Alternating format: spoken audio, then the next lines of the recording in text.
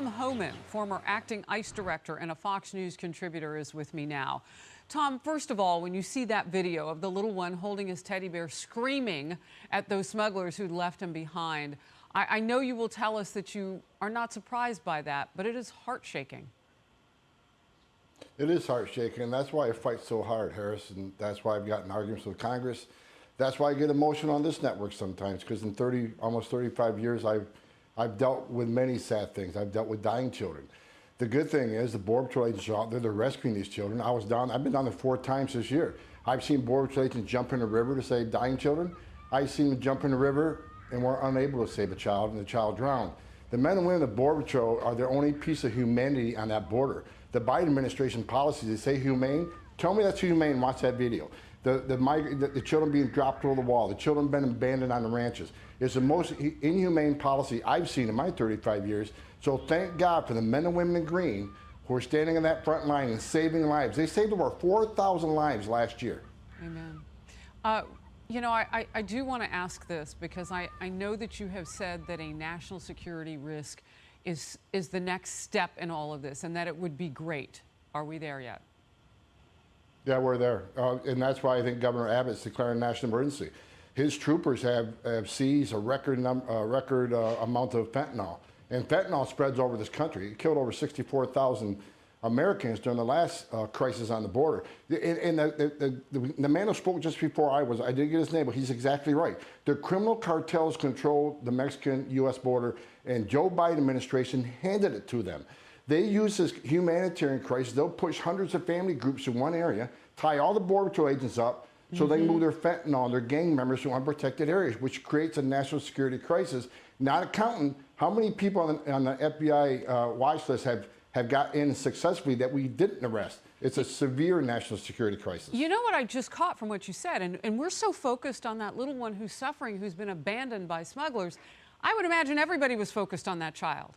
And that creates a perforated area, one that you can easily cross through for cartels and smugglers. I totally get what you're saying, Tom Homan, that becomes then a necessary distraction because you've got to go to that child. Boy, it sounds like they know what they're doing in terms of poking holes at us. I want to get to this. The New York Times has obtained documents now revealing President Biden's plans to overhaul the immigration system. Apparently, he's about to push to allow more people into the United States, aiming to undo much of President Trump's legacy. Former White House senior advisor Stephen Miller with this searing response to the move. Bottom line, you have wealthy and privileged White House staff working to demolish the protections ordinary working people rely upon without an ounce of empathy or concern for their well-being. Tom, your reaction? Well, I agree with Steve, but I think another thing, I think they're throwing gas on a lit flame already. You know, show me one thing this administration has done, Secretary of the President, to slow the flow. They're not. They're getting really good at releasing people quickly, and they're bragging about it. There's no overcrowding facilities. We're moving them quickly. When you brag about releasing people quickly, when you brag about even opening up more policy, bring more people in, what's that going to do? You're throwing gas on the fire. That's just going to bring more people. It's more enticements. It equals a free health care, equals no detention, equals quick release. It equals DACA and amnesty. And now, instead of talking about a consequence of deterrence, instead of doing one thing, just one thing to slow the flow so we don't see what we saw with this little child, we don't see dying children and women being raped and cartels making billions, they throw another enticement out. I just can't believe it. They doubled down on the worst of the worst. Do their job. They've abandoned their oath. They abandoned men and women of the Border Patrol. They abandoned the sovereignty in this nation. You can hate or love President Trump. I don't care what people think. You can't deny that he gave us the most secure border in my career. And by doing so, when illegal immigration is down 80%, how many women didn't get raped? How many children didn't die? How many children didn't get abandoned? How many Americans didn't die of overdose? How many millions of money? How many millions of dollars did the cartel not make? President Trump did it right. Agree or disagree, President Biden has undone all of that, which puts this country at grave risk. People are dying on that border. So, Tom, you know, you rest that on the shoulders of the president. I would imagine in part because when he handed this job off to the vice president, you would think, okay, well, maybe that person would actually do something. No, it goes right back to the president. And look at what we're learning about. Vice President Harris's team reportedly panicked when President Biden gave her the border assignment. And her team has reportedly tried to distance her from the southern border crisis, quote unquote, because she wants political victories. CNN reporting the story and offering this take. Republicans kind of seized on that confusion, and they made it seem as though Vice President Harris was going to be the new border czar.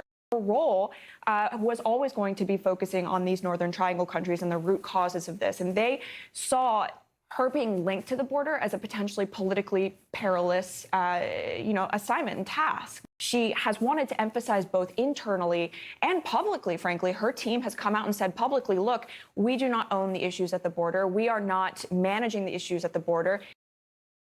It sounds like the vice president's team chose politics over all people, those south of the border who have suffered the way that you described, Tom, and those of us who expect her to do her job because it's America and we're citizens. Well, look, I don't care what CNN says. She's the vice president of the United States. Her responsibility is to protect this nation, regardless if she's named border czar or whatever. Her responsibility is to this country and our security and our safety, and securing that border is a part of that job. And so she's a vice president, bottom line. She's responsible. She's going to wear this tragedy. Her and the president and the secretary, they're going to wear this tragedy, and they should, because they have put this in motion. This is an open borders agenda. This isn't mismanagement. This isn't incompetence. This is by design. This is what open borders looks like, and that's why we've been fighting this for so many years, and they gave it all up to win an election from the progressive left. Well, and you've been forecasting the stages of this. So now we've entered the national security risk zone, and you say it's a dire situation already, which is why we saw Texas Governor Abbott, declare a disaster down in his state. So the next steps in all of this are coming. And Tom Homan, we will have you back to, unfortunately, navigate this. It's always great to have your expertise and your time. Thanks for having me.